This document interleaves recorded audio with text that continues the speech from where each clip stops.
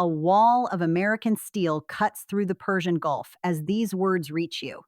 The USS Abraham Lincoln, carrying enough firepower to reshape nations, leads a strike force toward Iranian shores while Supreme Leader Khamenei monitors its approach from an underground bunker, calculating whether he will share the fate of Nicolas Maduro.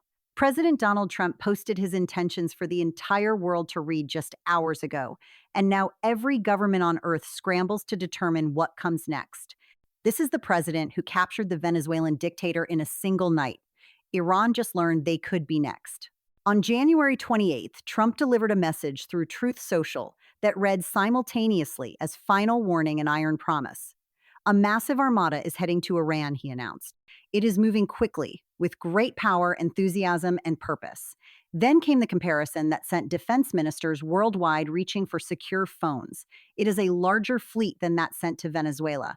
Everyone alive today witnessed what happened in Venezuela. 3 weeks ago, Nicolas Maduro represented the apex of dictator survival skills. He had outlasted sanctions that crippled his economy, international condemnation from democracies worldwide, hyperinflation that destroyed his currency, mass exodus that emptied his cities, and multiple coup attempts that fizzled before they started.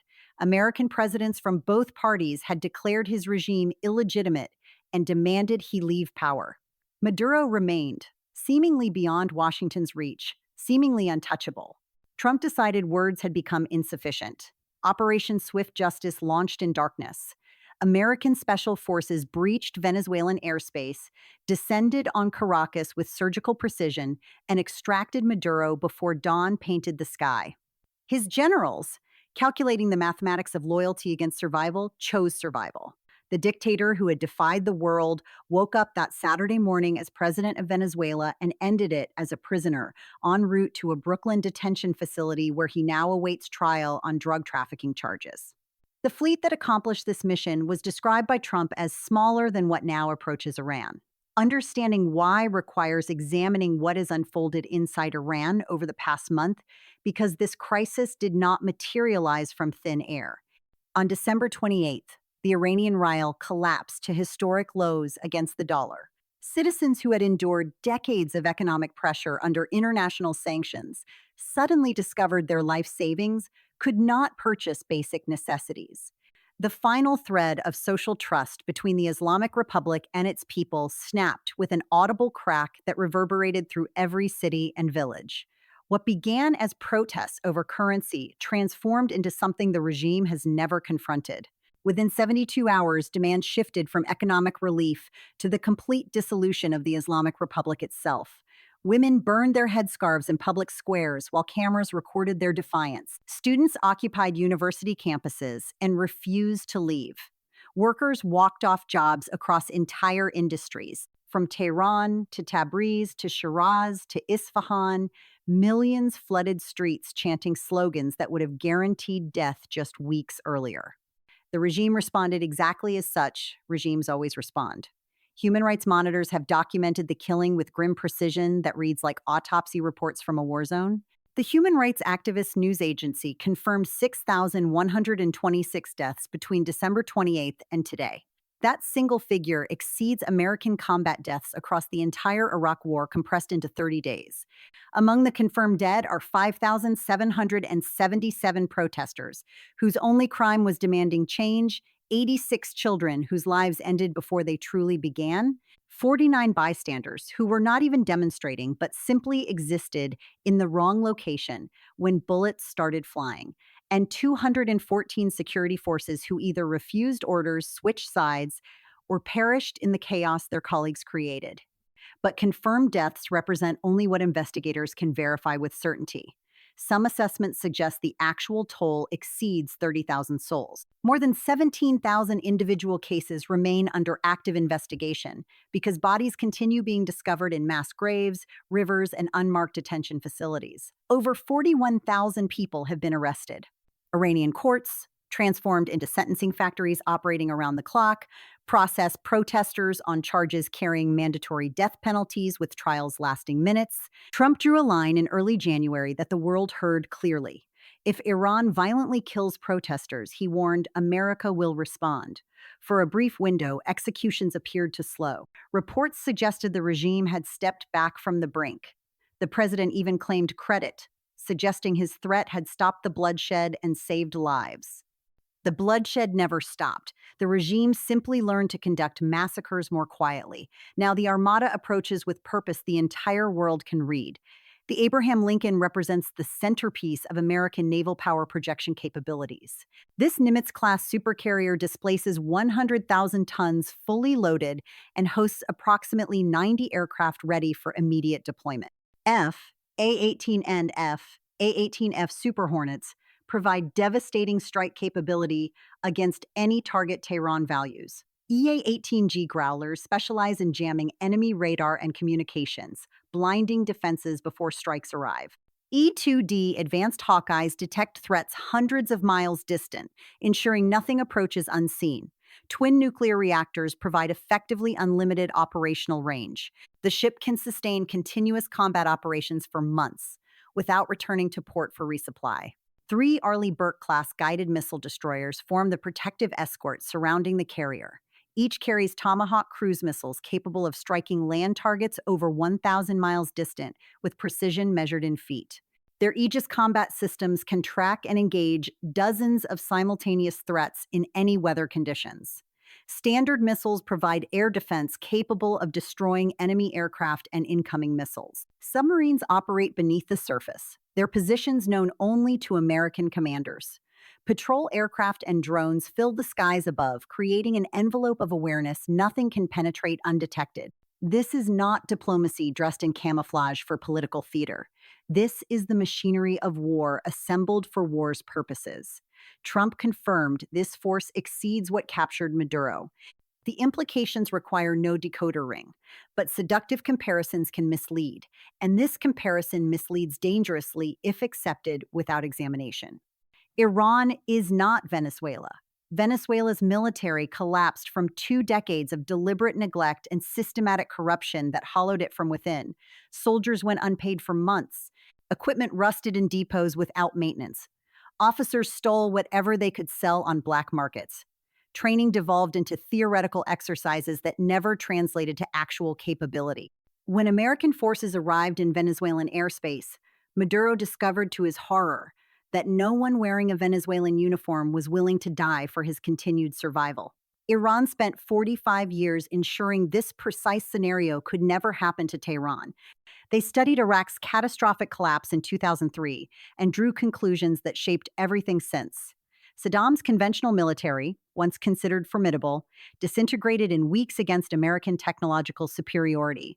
Iranian strategists recognized that conventional forces cannot defeat American precision munitions, satellite reconnaissance, stealth aircraft, and network-centric warfare. Different approaches became essential for regime survival. The result is a military doctrine built entirely around making any American intervention catastrophically expensive in blood, treasure, and regional stability. Secretary of State Marco Rubio detailed the challenge during Senate Foreign Relations Committee testimony delivered on January 28th. 30 to 40,000 American troops currently occupy 8 or 9 military facilities scattered throughout the Middle East region. Every single one of those facilities, Rubio emphasized with deliberate gravity, sits well within range of thousands of Iranian ballistic missiles and attack drones that can be launched with minimal warning. Rubio revealed critical information about presidential authorities. Trump reserves what the secretary termed the preemptive defensive option. If American intelligence detects Iran preparing to strike American forces anywhere in the region, the president may order attacks first without waiting for Iranian weapons to launch. The logic is brutally simple arithmetic. In any conflict where both sides possess precision weapons capable of devastating first strikes against the other's forces, whoever acts first gains enormous advantages that may prove decisive. This creates the most dangerous dynamic in international relations. Both nations watch each other through constellations of satellites, networks of sensors, fleets of drones, and human intelligence assets reporting in real time. Both interpret defensive troop movements as potential offensive preparations. Both understand that hesitation could prove fatal. The margin for miscalculation shrinks with each passing hour as forces continue positioning. Iran possesses the largest ballistic missile arsenal in the Middle East, with weapons ranging from tactical systems to intermediate range missiles capable of striking targets across the entire region. Their drone program has been battle tested through proxy conflicts in Yemen, Iraq, and Syria, proving both lethal and adaptable. Most critically, Tehran commands proxy forces scattered throughout the Middle East that can ignite multiple fronts simultaneously on command through secure communications networks developed specifically for this purpose. Hezbollah in Lebanon maintains an arsenal exceeding 150,000 rockets and missiles, many capable of striking deep into Israeli population centers. Iranian-backed militias in Iraq have attacked American facilities repeatedly and possess the capability to surge those attacks dramatically. The Houthis in Yemen have demonstrated their ability to disrupt Red Sea shipping with Iranian weapons and Iranian targeting assistance. Syrian territory hosts Iranian advisors, equipment, and forward bases. Any American strike on Iranian soil triggers potential responses across the entire Middle East simultaneously, creating escalation dynamics that no war game has successfully modeled. Tehran's public response projects calculated defiance designed for domestic audiences and international observers alike. Iran's permanent mission to the United Nations, posted within hours of Trump's message appearing, invoking American failures with evident satisfaction. The last time America blundered into wars in Afghanistan and Iraq, the statement reminded readers Washington squandered $7 trillion and lost more than 7,000 American lives without achieving its objectives. The statement concluded with deliberate ambiguity that analysts continue parsing. Iran stands ready for dialogue based on mutual respect and shared interests, but if pushed, it will defend itself and respond like never before. That final phrase demands careful attention because it suggests thresholds that have never been crossed. Iran has never directly struck American territory throughout the 4.5 decades of hostility between the two nations. All provocations, from the embassy seizure in 1979 to proxy attacks on American bases, have occurred on foreign soil. Hinting at attacking America itself represents either desperate bluffing from a regime running out of options or a genuine promise that would transform global security permanently and catastrophically. A senior advisor to Supreme Leader Khamenei stated the regime's position with blunt clarity. A limited strike is an illusion, he declared publicly. Tehran wants Washington to understand with crystal certainty that no surgical option exists. Any American attack spirals beyond the control of anyone who ordered it. Behind the calculated defiance, fear becomes visible through the cracks. Ayatollah Ali Khamenei has retreated to a fortified underground bunker, according to Iran international reporting. Absorb what that image represents. The supreme leader, the man who has ruled the Islamic Republic with iron authority since 1989, who proclaimed American decline inevitable and Islamic awakening unstoppable, who authorized the killing of thousands of his own citizens to preserve his grip on power, now hides beneath meters of reinforced concrete from American bombs.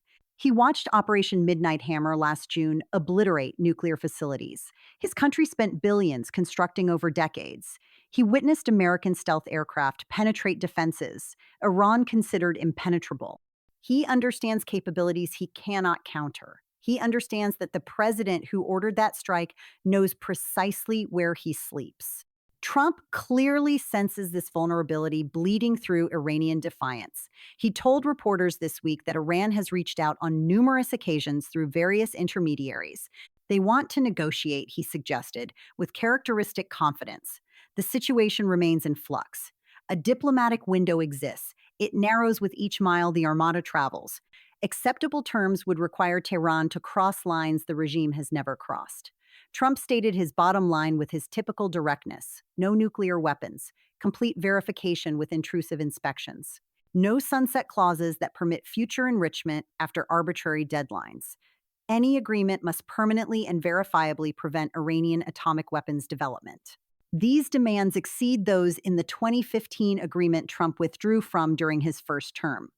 That deal allowed limited uranium enrichment in exchange for sanctions relief and economic normalization. Critics argued it merely delayed inevitable confrontation while funding Iranian proxy wars across the region with newly available resources. Trump labeled it the worst deal ever negotiated and withdrew American participation. New terms would likely address the missile program and proxy support networks in addition to nuclear development. Tehran has consistently refused even discussing either topic. Whether current circumstances alter their fundamental calculus will determine whether diplomacy succeeds or the Armada fulfills its purpose. Global markets register approaching danger in real time with sensitivity that governments often lack. Oil prices jumped immediately following Trump's post, reaching audiences worldwide.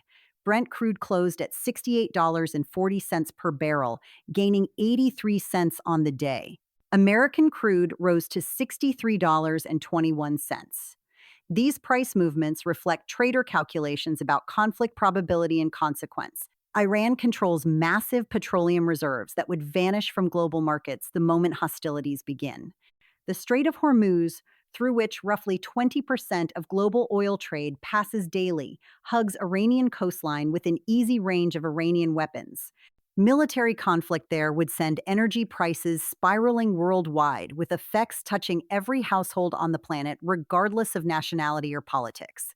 While the Armada advances toward Iran, Trump's administration simultaneously transforms America domestically in ways that compound the sense of a presidency operating at intensity without modern precedent. The Federal Reserve announced today that interest rates will remain unchanged despite intense White House pressure demanding cuts. Trump has attacked Chair Jerome Powell repeatedly and publicly. His Justice Department opened an investigation into Powell's handling of routine office renovations at Federal Reserve headquarters. The central bank held firm against pressure that would have bent previous Fed chairs. On the same day as the Iran ultimatum, FBI agents executed a search warrant at Fulton County's election hub in Georgia, seizing records from the 2020 presidential election. Just last week at Davos, Trump predicted that people will soon be prosecuted for what they did regarding that election. Federal agents now act on those words with operational tempo. In Minneapolis, federal immigration enforcement has killed 2 American citizens this month alone, creating tensions that continue building between local officials in Washington. The scale of simultaneous action across foreign deployments, domestic investigations, economic pressure campaigns, and immigration enforcement represents governance at an intensity America has rarely experienced, and perhaps never at this sustained level. The question consuming capitals from Brussels to Beijing to Riyadh to Jerusalem remains elegantly simple despite everything complicating it. What is Donald Trump willing to do? Venezuela provided the definitive answer just weeks ago. He will deploy military force to capture sitting heads of state in foreign capitals. He will bypass diplomatic constraints and international norms that previous presidents considered binding. He will translate threats into action when action serves his purposes. Iran faces this demonstrated willingness while a fleet larger than what extracted Maduro advances toward their coastline with each passing hour. Their options appear terrible in every direction they turn. Negotiate now and look weak to the protesters dying in Iranian streets demanding the regime's end. Millions of Iranians already believe their government murdered their families and friends for the crime of wanting freedom. Cutting a deal with Trump while American warships sit offshore and Iranian blood dries on Iranian streets confirms everything protesters believe about their rulers. The regime that massacred its people then surrendered to American pressure rather than face consequences. That narrative accelerates domestic collapse. Refuse diplomacy and face whatever Trump considers worse than Operation Midnight Hammer. Face devastation delivered by a fleet assembled specifically to deliver it. Face destruction while your own population actively hopes for your defeat and celebrates your vulnerability. The protesters themselves represent the wild variable. No strategist can model and no government can fully control. Every day the regime weakens from within, regardless of external pressure. Every day more Iranians decide fear no longer justifies accepting tyranny. The government may collapse from internal revolution before Trump ever issues an attack order. Or the Armada's visible approach may encourage protesters who interpret foreign pressure as validation of their cause. Or crackdowns may intensify as the regime fights domestic uprising and international threat simultaneously with diminishing resources. No model predicts outcomes with confidence because no model can capture the chaos of millions of individual decisions cascading through systems designed for stability now experiencing terminal stress. What remains certain transcends uncertainty about specifics. A fleet larger than what captured Maduro approaches Iranian waters at flank speed. A president who proved in Venezuela that military force serves his purposes commands that fleet. Thousands of Iranian civilians lie dead from their own government's desperate violence. Their supreme leader hides beneath meters of earth from American precision munitions. Trump has promised that diplomatic failure brings consequences exceeding Operation Midnight Hammer, the most devastating attack Iran has ever experienced. The Persian Gulf has witnessed confrontation before across decades of tension. American and Iranian forces have exchanged fire in those waters. Ships have been seized. Tensions have peaked and eventually subsided without apocalypse. Previous crises ended with all parties stepping back from edges they approached. This feels fundamentally different. This feels like forces gathering momentum before something permanent changes the map. Whether that change arrives through war that reshapes the Middle East, negotiated surrender that transforms Iranian politics, or revolution that renders external questions irrelevant, the world approaches an answer with each nautical mile that Abraham Lincoln travels toward its destination. Time compresses as warships advance. Decisions that shape the Middle East for generations approach points where delay becomes impossible and choices become irreversible. Right now, there is nothing to do but observe with full attention, analyze with clear eyes, and recognize that events of this magnitude proceed according to their own logic, regardless of who feels ready to witness their unfolding. The Armada advances through waters that have witnessed civilization rise and fall for 5,000 years. The clock runs toward deadlines only Trump fully understands. And somewhere in an underground bunker reinforced against American bombs, a supreme leader who has ruled for 36 years contemplates in solitude whether his regime will survive to see 37.